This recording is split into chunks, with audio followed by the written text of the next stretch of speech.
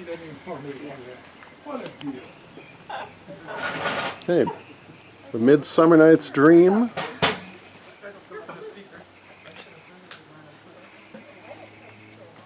April 2016. Right along, lads. Is all our company here? You were best to call them generally, man by man, according to the script. Here is the scroll of every man's name, which is thought fit for all Athens to play an hour in lute before the Duke and the Duchess on his wedding day at night. First, good Peter Quince, say what the play treats on, then read the names of the actors, and so grow to a point. Mary, our play is the most lamentable comedy and most cruel death of Pyramus and Thisbe. A very good piece of work, I assure you, and a merry. Now, good Peter Quince, call forth your actors by the scroll. Masters, spread yourselves. Answer as I call you. Nick Bottom, the weaver. Ready? Name what part I am for, and proceed. Nick Bottom, you are set down for Pyramus. What is Pyramus? A lover or a tyrant? A lover that kills himself most gallant for love. Wait a minute. That will ask some tears in the true performing of it. If I do it, let the audience look to their eyes. I will move storms. I will condone some measure.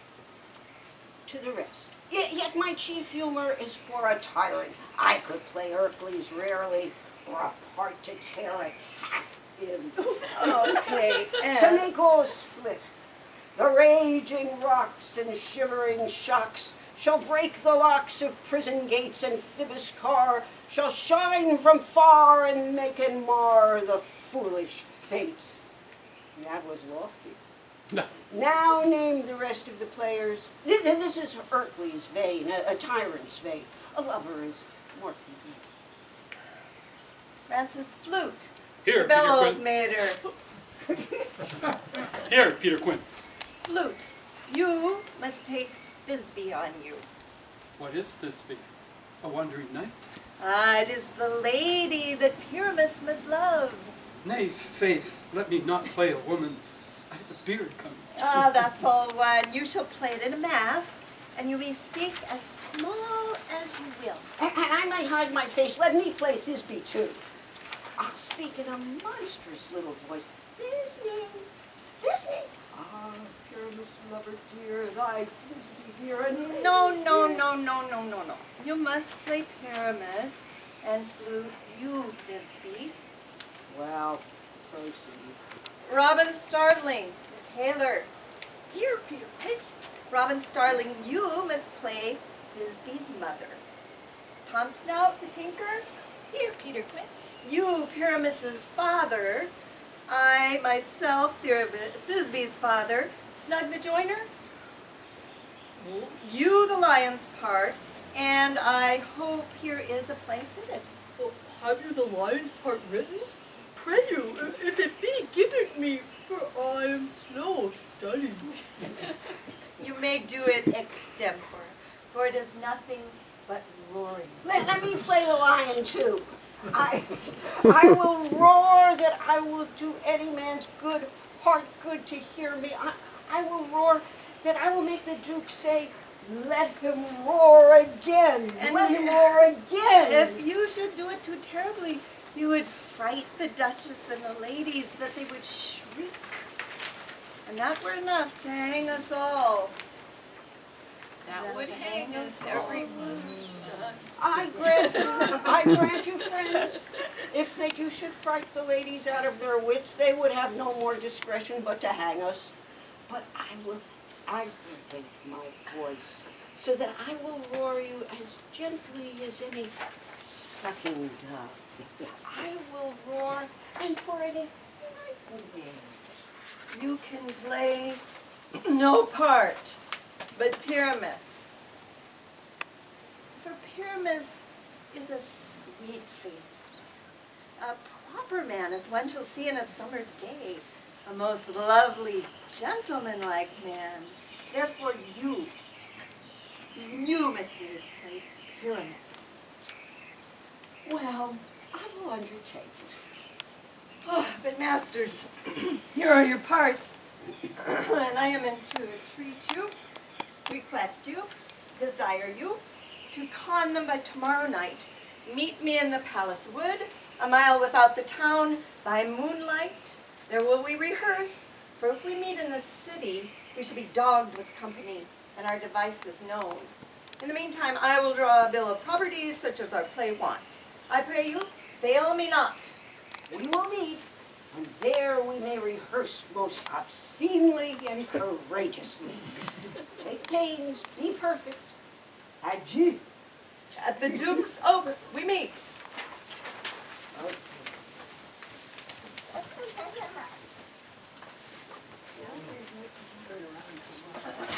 Come back down. Let's go back.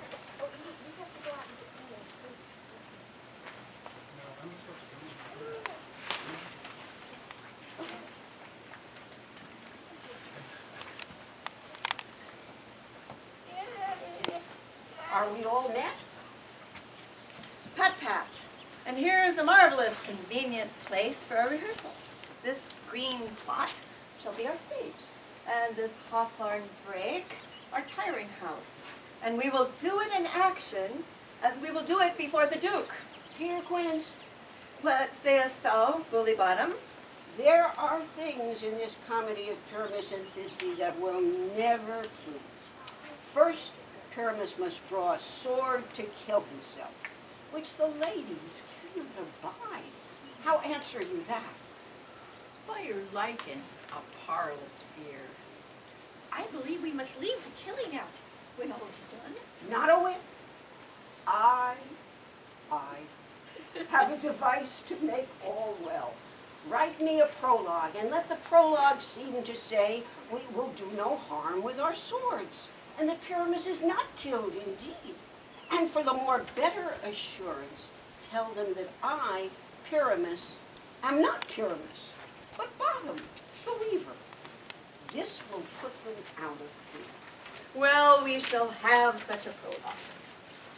Will not the ladies be afeard of the lion? I fear it, I promise you. Masters, you ought to consider with yourselves to bring in, God shield us, a lion among ladies. It's a most dreadful thing, for there is no more fearful wild fowl than your lion living. We ought to look to it. Therefore, another prologue must tell he is not a lion. Nay, you must name his name, and half his face must be seen through the lion's neck, and he himself must speak through, saying thus, words the same defect. Ladies, or fair ladies, I would wish you, or I would request you, or I would entreat you, not to fear, not to tremble, my life for yours. If you think I came hither as a lion, it were pity of my life. No, I am no such thing. I am a man, as other men are. And there indeed, let him name his name, and tell them plainly he is snug to join us. Well, it shall be so. But there is two hard things. That is, to bring the moonlight into the chamber. For you know, Pyramus and Thisbe met by moonlight. Does the moon shine that night we played our play? A calendar. Look in the almanac. Find out moonshine. Find out moonshine.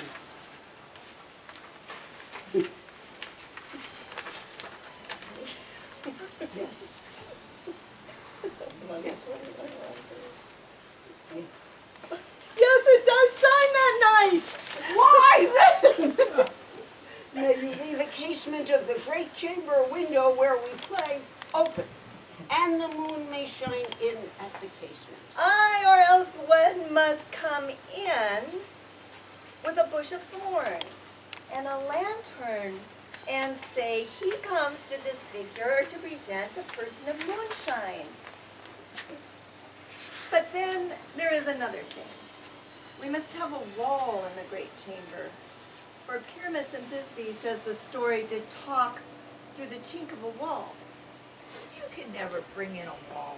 What say you, Bottom? Some man or other must present wall. And let him have some plaster, or some loam, or some rough cast about him, to signify wall. And let him hold his fingers thus, and through that cranny shall Pyramus and Thisbe whisper. If that may be, then all is well. Come, sit down, every mother's son, and rehearse your part. Pyramus, you begin. When you have spoken your speech, enter into that break. And so everyone according to his cue. Speak, Pyramus. Thisbe, stand forth. Thisbe, of flowers of odious savors sweet. Odors, Odors, savors sweet. So hath thy breath, my dearest Thisbe, you, but hark, a voice. Stay thou but here a while, and by I will to thee appear. Must I speak now? Aye, Mary, must you? For you must understand, he goes but to see a noise he heard, and is to come again. Most radiant Pyramus, most lily-white of hue, of color, like the red rose on triumphant briar, most just risky, juvenile, and ache, most lovely Jew. As truest horse that yet would never tire, I'll meet thee, Pyramus, at Ninny's tomb. Ninny's tomb, man. Why, you must not speak that yet. You speak all your part at once. You must answer to Pyramus, cues and all. Pyramus, enter. Your cue is past. It is never tire. Say it again. Oh, as truest horse that yet would never tire. If I were fair, Thisbe, I were only thine. So strange! We're haunted! Paymasters, fly! Fly! Help!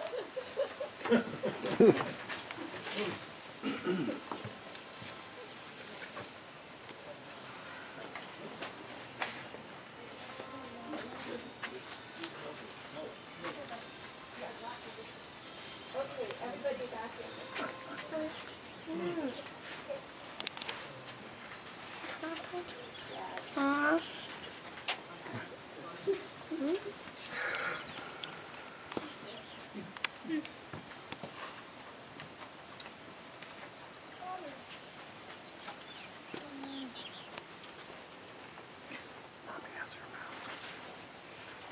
Have you sent him about his house?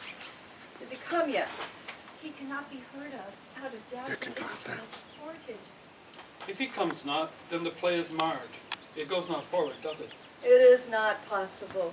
You have not a man in all Athens able to discharge Pyramus but he. No, he hath simply the best wit of any handicraft man in Athens. Yea, and the best person too. And he is a very pure paramour for a sweet voice. You must say paragon. A paramour is, God bless us, a thing of naught. Oh, masters, the Duke come from the temple, and then there's 3 lords and ladies married. If our sport had gone forward, we had all been made men. Oh, sweet bully Bottom, thus hath he lost a sixpence a day during his life. He could not have scaped sixpence a day, and the Duke had not given him sixpence a day for playing Pyramus, I'll be hanged. He would have deserved it, sixpence a day in Pyramus or nothing. Where are these lads? Where are these hearts? Bottom, almost courageous day, almost happy hour. Masters, I am to discourse wonders, but ask me not why. For if I tell you I am no true Athenian, I will tell you everything I Let us hear, sweet Bottom. Not a word of me, All that I will tell is, the Duke hath dined. Get your apparel together, good strings to your beards, new ribbons to your pumps. Meet presently at the palace, every man look o'er his part, for the short and the long is, our play is preferred. In any case, let Thisbe have clean linen, and let not him that plays the lion pare his nails, for they shall hang out through the lion's claws. And, most dear actors, eat no onions nor garlic, for we are to utter sweet breath. And I do not doubt but to hear them say, it is a sweet comedy. No more words. Away, away.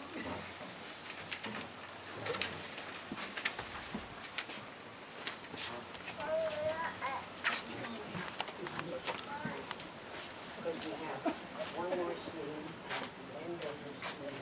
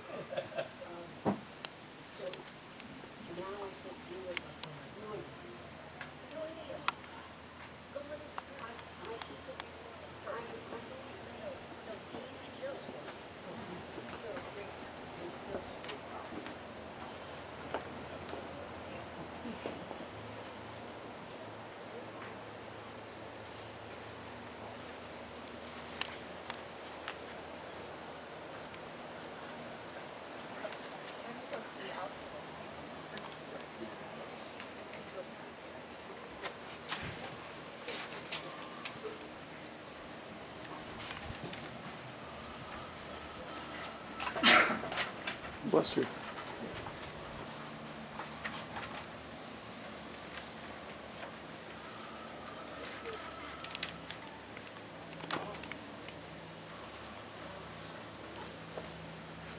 If we offend, it is with our goodwill that you should think we come not to offend, but with goodwill, to show our simple skill.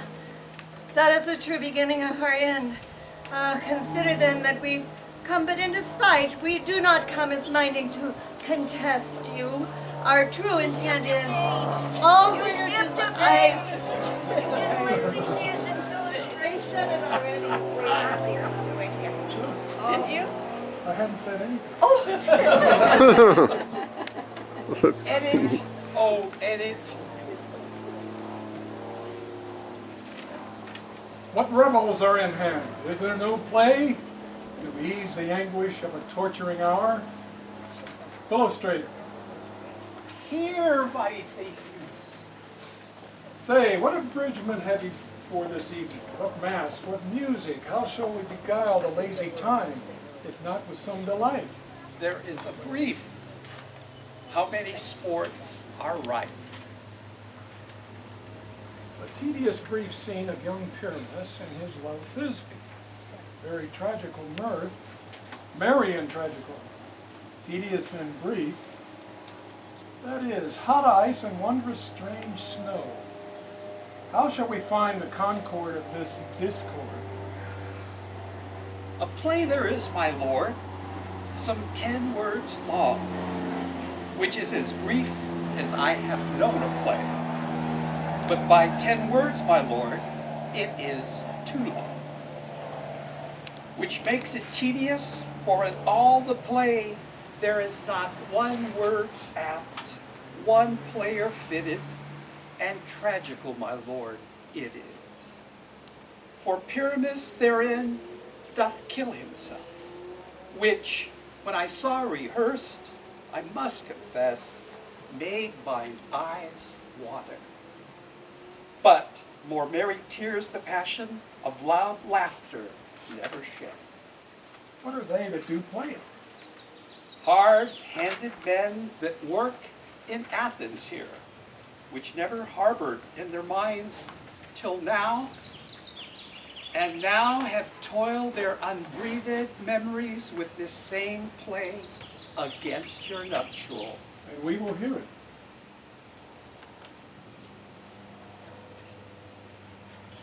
So please, your grace, the prologue is addressed. Let them approach.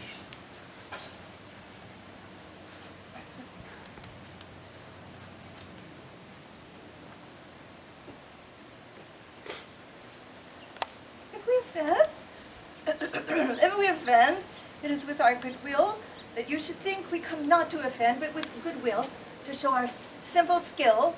That's the true beginning of our end.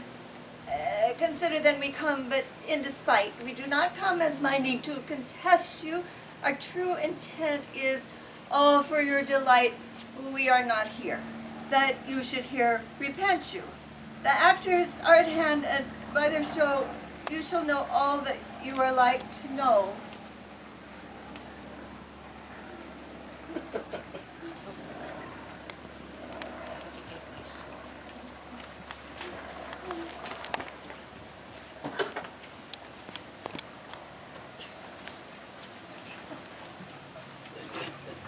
Gentles, perchance you wonder at the show, but wonder on till truth make all things plain. This man is Pyramus, if you would know. This beauteous lady, Thisbe, is certain. This man with lime and rough cast doth resent wall, that vile wall, which these lovers did put asunder, and through walls chink poor souls, they are content to whisper, at the which let no man wonder. This man with lantern, dog, and bush of thorn presenteth moonshine, for if you will know, by moonshine did these lovers think no scorn to meet at Ninus' tomb. There to woo. This grisly beast, which lion hight by name, the trusty Thisbe, coming first by night did scare away, or rather did affright, and as she fled, her mantle she did fall, which lion vile with bloody mouth did stain. Anon comes Pyramus, sweet youth and tall, and finds his trusty Thisbe's mantle slain, whereat with bloody blameful blade, he bravely broached his bloody boiling breast, and Thisbe, tarrying in mulberry shade, his dagger drew and died. For all the rest, let lion, moonshine, wall, and lovers twain at large discourse, while here they do remain.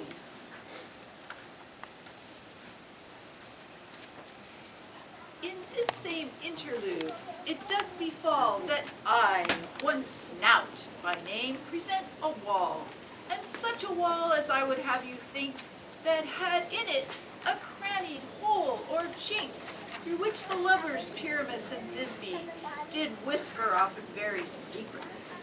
This loam, this rough cast, and this stone doth show that I am that same wall. The truth is so. And this the cranny is, right and sinister, through which the fearful lovers are to whisper. Pyramus draws near the wall. Silence. Oh, grim-looked night. Oh, night with you so black. Oh, night, whichever art, when day is not. Oh, night. Oh, night. Alack, alack, alack. I fear my Thisbe's promise is forgot. And thou, O wall, O sweet, O lovely wall that stands between her father's ground and mine, thou wall, O sweet and lovely wall, show me thy cheek to blink through with mine own. Thanks, courteous wall. Jove shield thee well for this. But what see I? No Thisbe do I see. Oh, wicked wall, through whom I see no bliss. Cursed be thy stones for thus deceiving me. A wall, methinks, being sensible, should curse again. No, in truth, sir, he should not. Deceiving me is Thisbe's cue. She is to enter now, and I am to spy her through the wall. You shall see, Thisbe. It will fall pat, as I told you. Yonder she comes.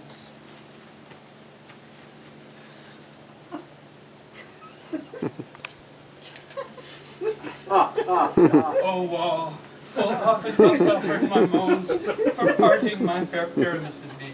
My cherry lips have often kissed thy stones with lime and hair knit up in thee. I see a voice. Now will I to the chink to spy, and I can hear my Thisbe's face. My love, thou art, my love. Think what thou wilt. I am thy lover's grace, and like Leander am I trusty still. And I like Helen, and till the fates me kill. Not Shafalus to Procrus was so true. As Shafalus to Procris, I to you. Oh, kiss me through the hole of this wide wall. I kiss the walls whole, not your lips at all. Wilt thou at Ninny's tomb meet me straightway? Tide life, tide death, I come without delay. Thus have I, Wall, my part discharged so, and being done, thus Wall away doth go. You have one more, Mommy. Well, Here come two noble beasts in, a man and a lion. Oh, you ladies, you whose gentle hearts do fear, the smallest monstrous mouse that creeps on floor may now perchance both quake and tremble here. When lion rough in the wildest rage doth roar, then know that I, one snug, the dreader, am a lion fell, nor else no lion's damned. For if I should as lion come in strife into this place, 'twere pity on my life. Let us listen to the moon. This lanthorn doth the horned moon present. Myself the man in the moon do seem to be. All that I have to say is to tell you that the lanthorn is the moon, I the man in the moon, this thorn bush, my thorn bush, and this dog, my dog. this is old Ninny's tomb. Where is my love? Well roared, lion. Well run, Thisbe. Well shown, moon. Truly the moon shines with a good grace. And then came Pyramus.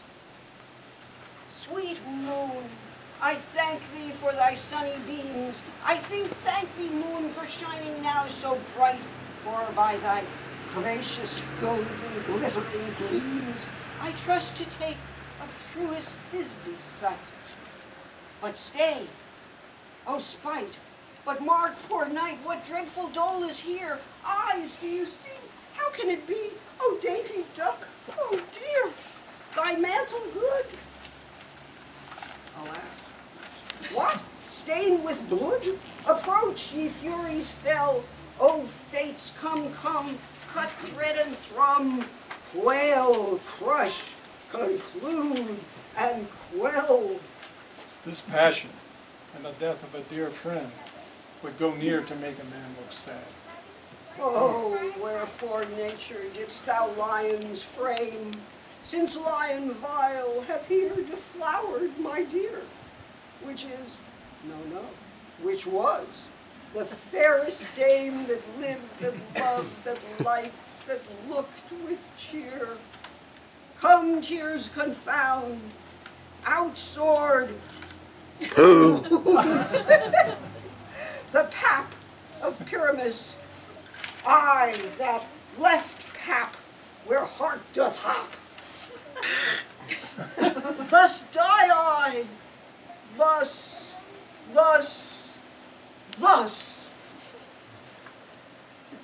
Now am I dead. Now am I fled. My soul is in the sky. Tongue, lose thy light. Moon, take thy flight. Now die, die, die. Die. How chance moonshine has gone before Thisbe has come.